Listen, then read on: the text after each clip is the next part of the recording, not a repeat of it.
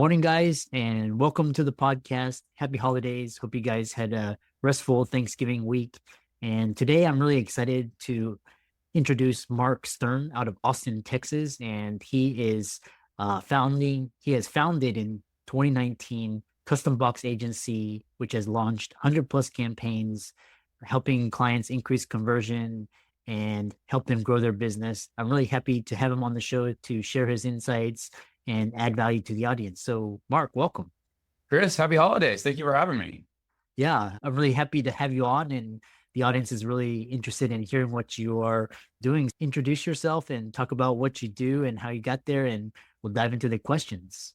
Sure. My name is Mark Stern. My business is, as Christopher said, Custom Box Agency. We're really in the business of optimizing the customer journey. And when we say customer journey, it could be an acquisition journey, how people find you to buying your products and services. It could be a delivery journey, now from onboarding to outcome, or it could be retention. How do we increase customer lifetime value? And what we do with our clients is we will not only get into your business, but we love physical. Experience is really seen through the senses. When you have a digital only product, you're only tapping into what you hear.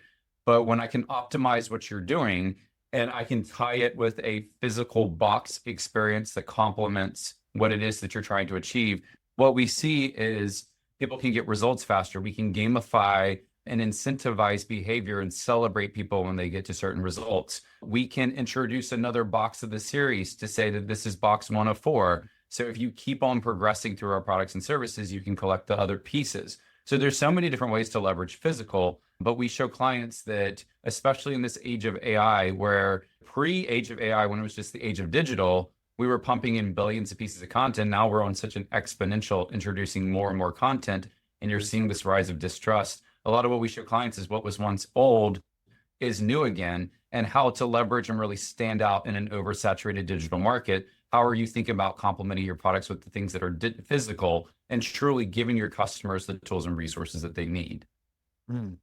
Yeah, I had a guest on several months ago who was also in this experience business and sending customers boxes and things. What is it about this experience that keeps clients, that enhances the experience and overall grows sales? Yeah, it's a great question. So I think when people hear boxes and sending things, they instantly think swag. And we always joke and say, stop sending people swag. Swag means stuff without a goal. If you just send people stuff that has your branding on it for just buying your products and services, it's just stuff. There's no connection to the product. People have to go through some degree of a transformation. And so what we try to do with products is sometimes if it's an acquisition play, and that's what we're doing, we have this product 57 hats as an example. The goal of this product is similar to the goal of a book. From an acquisition standpoint, a book is just trying to convey one big concept. This box is helping people identify one simple outcome. How many hats are you wearing in your business? Because if I can get you thinking about how many hats you're wearing and you can have a quick breakthrough, then to ascend you to my other products and services, it becomes this great front end, low product, low ticket acquisition play to then introduce you to our higher ticket products and services. But if I can get you to have that outcome or that breakthrough, then the question becomes, who can help me take this to the next level? If we have the back end to support it, then we just built an engine that showed a low ticket to a higher ticket opportunity by positioning ourselves as not only the person that helps you identify the problem, but recognizing that we're the solution to addressing the problem. So there's all different ways that we can leverage that from an acquisition standpoint. But when we think about these experiences, I truly want you to think about how are we taking our people step by step from the beginning interaction to that outcome of what you're selling. And we can create that as a visual, as a one-page journey map that people can know what they're about to experience as they start working with you. I know you were a mentor at South by Southwest, and so for clients in the audience listening to this and they're thinking about integrating physical and then this experiential ways of connecting with their customer, what sort of strategies or what sort of things can they do to create the memorable customer journey that fosters loyalty and increases lifetime value? Yeah. I think for a lot of people, what a lot of businesses don't do well is they don't define what success looks like. And what I mean by that is I like to use the analogy of running a race. If you're running a marathon, when you cross the starting line of a marathon, I know you're not training for the marathon anymore. You've begun the race. And when you cross the finish line, without a shadow of a doubt, I know you've completed the race.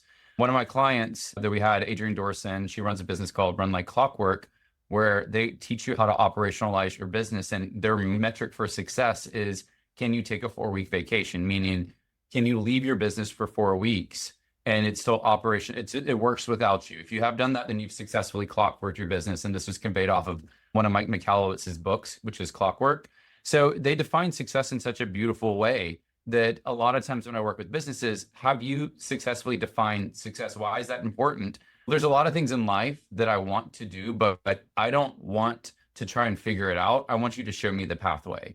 So it's like Facebook ads. If you ever ask me how to do Facebook ads, I would probably look at you and just say, just take my money. I'll do whatever you want me to do, because I know nothing about Facebook ads.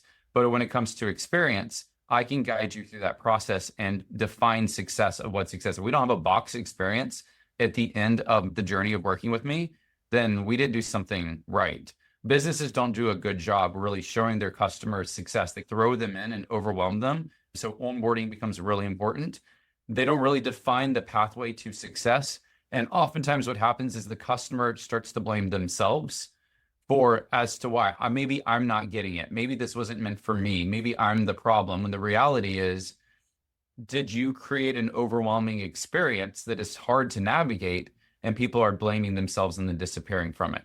That's the power of having a really well-defined journey, is that if I know what all the phases are, when I say journey, we work with clients to say, here's onboarding, here's outcome, and here are the core phases or stages to get people from the beginning to the end. The reality is, if it's a 5-part process to get the outcome, if you get stuck at part 2 or part 3, that is valuable intel as a business owner to say, where do I need to optimize certain parts of how we deliver?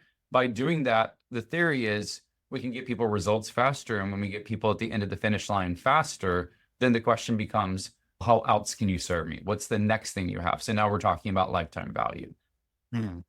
And because you talked about the next thing, how does gamification and customer retention, how can they be effectively used to improve the customer experience and engagement? Yeah, it's so funny. So I'm a kid of the 80s, and I have a lot of inspiration from the original Nintendo. I don't know if sometimes I feel like this dates me a little bit. And my favorite game as a kid was Mario Brothers 3. And anytime you play Mario Brothers 3, it was a series of levels until you got to, if you're in land 1, you start to go through the levels, and at the end of the level, you have the castle where you beat the boss. And so what I loved about that, and where I've gotten so much inspiration about it, is they may have level 1, level 2, level 3, and then there's a prize. And if you just kept on playing and got one step closer, something's going to unlock that you don't know what that thing is. I can take that same exact concept and transform it into a business experience. It doesn't matter what line of business you're in. We work with from info product creators to SaaS companies to professional service providers. But I can say, if you get to the third stop, there's something that unlocks, and I may send you something in the mail. I may incentivize and celebrate you in a way. One of the quotes that I heard that really stuck with me is, there's a life coach named Brooke Castillo, and she had this quote that was, the last time that most people were recognized in their life was their high school graduation. And I would take it a step further to say, for most people, recognition may be their high school graduation or maybe their wedding day. But beyond that, I don't think we do a good job recognizing and seeing people. And I think people want to be seen. I think they want to be celebrated. And so it's a powerful means to recognize and reinforce behavior, which is all things that I can do in terms of defining and gamifying the process to incentivize and celebrate the behavior in a really powerful way. So that's just one of many different tactics. One of my other favorite things that I love to do is collection. And one of the things that I've gotten a lot of inspiration from is, are you familiar with Spartan races? Have you ever heard of the Spartan race? Yeah. Mud runs. This is something that I did. This is actually the medal I received in 2015 when I did my first Spartan race. I did the Spartan race because I set a goal to do a 5K a month. And by the time I got to month 5, I wanted to do something different. Never thought I'd do an obstacle course mud run race ever in my life, because I wasn't a runner. I didn't consider myself a runner or an athlete at the time. But what they did so brilliantly is, not only did they give me the medal for completing, but hanging on the medal was a third of a medal. And they said, congratulations on getting your Spartan Sprint medal. It's time for you to go for your trifecta. And this is just a powerful means of how they are gamifying the process. The rule is you have to get the other two wedges in the same calendar year, which means you have to do an 8 to 10 miler and then a half marathon. And I have never done anything like that. But after I got the first wedge, then I got the second wedge. And then all of a sudden, at the beginning of 2015, had you said I was going to do a half marathon mud run, I would have said, you lost your mind. But when I had 2 to 3 wedges, if I had to drag my body across the finish line, I was going to complete the trifecta in the year. And you can see I still have it. This is, I guess, this is the one from 2019, but you can see all the wedges coming together to reinforce a new metal. For me, it was a massive transformation that I went through to realize this and realize I am an athlete. I am capable of things that I didn't realize I was capable of. For Spartan, it's brilliant because it's lifetime value. They gamified it. They incentivized the behavior in the right way, which caused me to give them more money. And so that model we've engineered, and there's so many different ways to think about that in your own business. But had they not given me something to strive for and define, this is what success looks like for this game, I never would have continued going on. And I never would have thought I would be capable of doing a half marathon mud run. Yeah. Um, and it's very similar what you're talking, like Spartan race or like games, or also like CrossFit, like this community experience. Looking at, a lot of people are not, this may be the first time that they're hearing about experiential marketing, and it may be further in the public stream of consciousness in the future.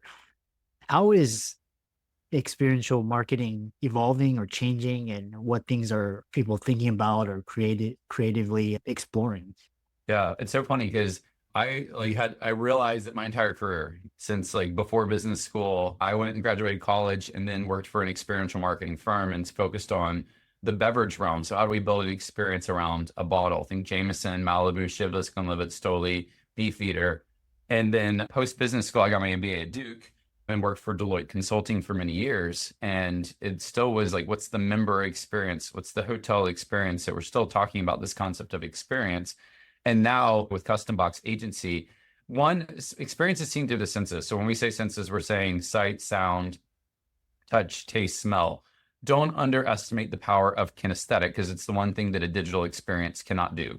So when we're talking about digital, we're only tapping into what you hear. Just the element of activating another sense is an instant differentiator in your business. And I think right now, I mentioned this at the beginning of this, but with AI, I feel like what you're going to start seeing is this rise of digital distrust, because people are guessing, like second guessing, is this original? Is this something that AI generated?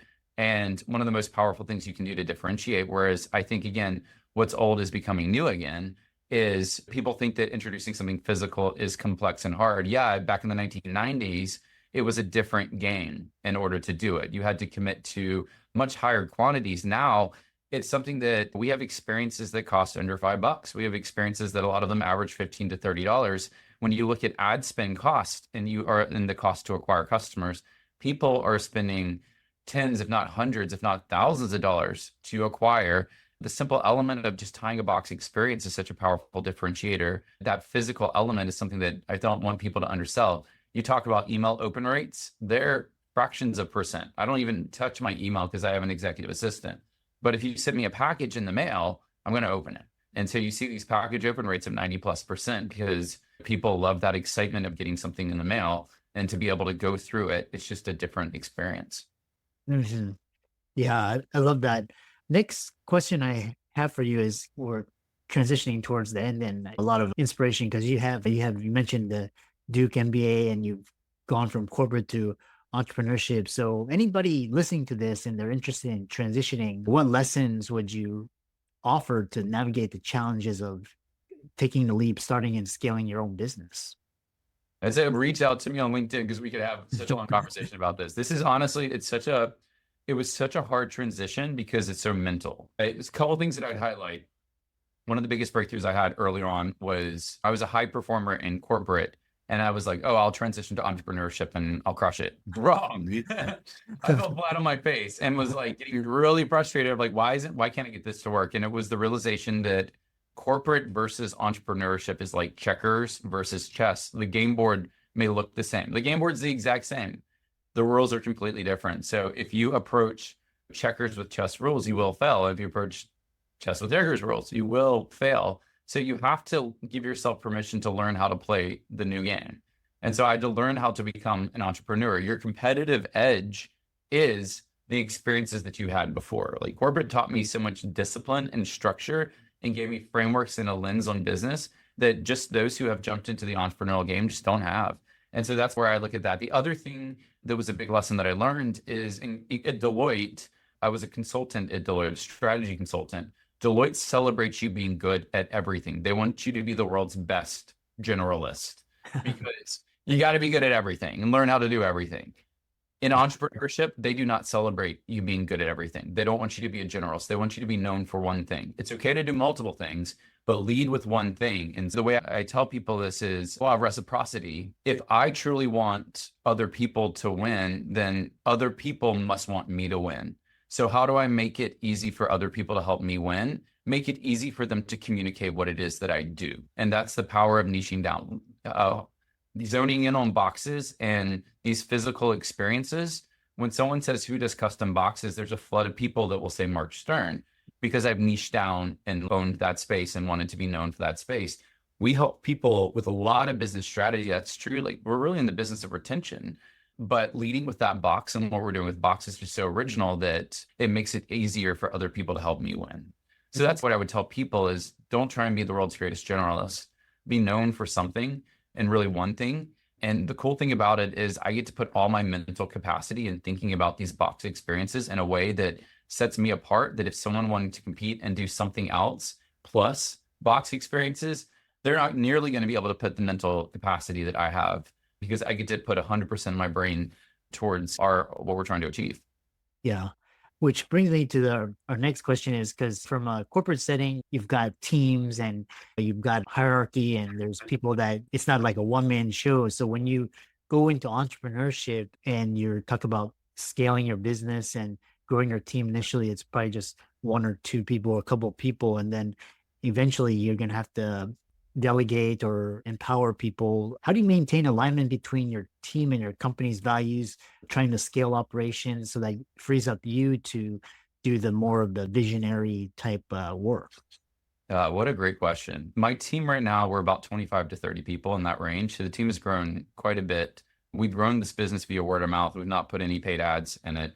And so we went from 0 to 7 figures in the first year via word of mouth. So it's doable. In terms of the team and culture, my team is my everything. I came from a world that was client first and then team.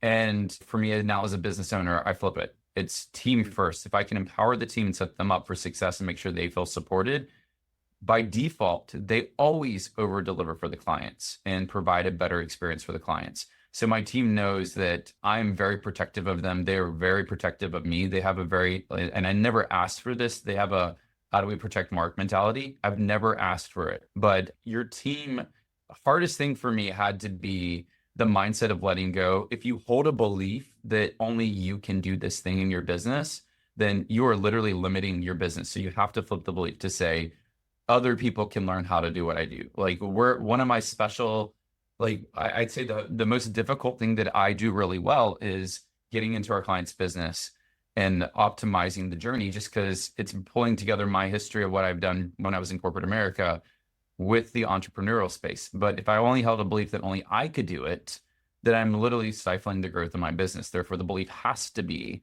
other people can learn what I'm doing and can be able to produce a similar result as me. And holding that belief is just a mindset rewiring and shifting in a way that allows me to think differently. So how could I coach someone to do what it is that I do? Because as much as I'd love to say I'm a special snowflake, none of us are, and everything can be taught.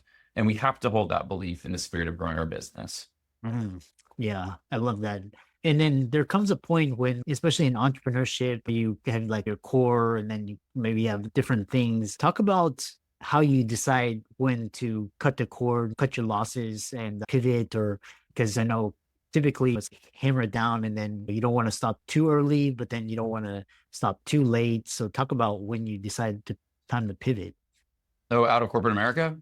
Or just in terms of projects or yeah. Yeah, it's so funny. Like I feel like the world, like I have this belief that the world is my oyster and I love a blank canvas because I can create and I love to create. One of the things, so I'll tell you two different things. Leaving corporate America was the hardest thing for me Mm. because that's all I knew. And it literally got to the point that this was back at the end of 2017, going into 2018, December. So we're talking about like this month, a couple of years ago. When you work in corporate consulting, you don't slow down. I was a road warrior. I traveled. I had a cab pick me up at 4:45 a.m. to go to the airport, fly to the client every single week for 6 years straight. I lived in airplanes and hotels. And it wasn't until I had this like dream and this weird premonition, which I'd never experienced. It was, if you stay in this job, it will kill you. And when I had that, it was December 27th of 2017. Mm. It spooked me in a way that I came back and said, I had no idea what it was that I was going to do. Mhm. But what I had held was a belief around if I could free up the mental capacity of Deloitte. I loved Deloitte, but if I could let go, because they were occupying 98% of my headspace, I knew that I could get in a creative space. So I didn't have a backup plan. I was not able to start a business on the side to prepare for the transition. I literally had to burn the ships. I had to burn the boats down to make that pivot, which was incredibly hard. Landing on Custom Box Agency, because it was other businesses that I explored, the reality was I introduced something physical to a product I had launched because I did it because I was my first client. I wish people just sent me the tools and resources I need to be set up for success. So when I launched a product, I sent people the tools and resources they need to be set up for success. What I didn't expect was that they would do these unboxing videos and they take pictures with the products that I sent them and they'd post them online. And I ignored the signs forever until finally I was like, wait a second, everyone is asking me, how are you doing these box experiences? And that pivot, especially at the beginning of COVID, made me kill the business that I'd been building for 2 to 3 years and go all in on this custom box business. And it was absolutely the right decision. But it was the market telling me, look, we like this. We want to know more about this. Not me saying, oh, look, this other business I have, look, isn't it great? No. And so listening to the market was a huge pivot for us and knowing, because the writing was on the wall. I just wasn't paying attention. Mm. Finally, what is your vision for the future and what do you see for CBA for 2025? And share some words of inspiration and how people can find you and work with you and check out your work. Yeah, thank you. For me, how I look at what we do is I want these box experiences to be as synonymous as I'm looking for my iPhone. Yeah, an iPhone case to an iPhone. There's my dog. I have a little corgi. Your iPhone can function just fine without an iPhone case, but when you add the iPhone case, it's something that's going to protect it. It's going to extend the life longer. You can personalize it to you. And the iPhone accessory business became this multi-billion-dollar business that no one saw coming originally. I want boxes to be that for businesses, that you can have a business and you can have a digital product, but I want it to be so synonymous to the point that you just don't think twice. If you're going to have a digital product, you have to have something physical because it's going to make that experience so much better. And so that's where the big business vision is. How do I start to really showcase to people how that this is an essential part of how you should be thinking about delivering, especially in this age of AI? And for us, we finally are launching our own products in addition to helping our clients produce some of these own experiences. There's so many things that we're rolling out, which are like almost gamifying certain business functions and just giving people the tools and resources. But one of the visions that I've been telling a lot of people about is I don't want people to think about creating a product that is utilized by 100, 500, 1,000, 5,000 people. How do we start to think about products and selling to 100,000 buyers? Because if you were able to sell to 100,000 buyers, you'd have 100,000 leads. If you had 100,000 leads, how would that change your business? How would that change the impact that you're able to have? And so a lot of what we're doing, the reality is 100,000 sales isn't that hard when you put the right strategy in place. It's just thinking about the problem differently. So that's a lot of the conversations that we're having. We'll be launching a podcast and a book, but our biggest hurdle right now is educating people on our unique value prop and this new way of thinking about how you can deliver. And then to your other question, best way to find me, feel free to reach out to me on LinkedIn, or you can find me on Facebook, Mark R. Stern or Mark Stern, or you can go to our website, customboxagency.com, and book a free consultation with a member of our team. We love to learn what people are doing. Yeah, I really enjoyed this conversation and it's really interesting and keep up the great work. Thank you, Christopher. I appreciate it. And thank you for having me on.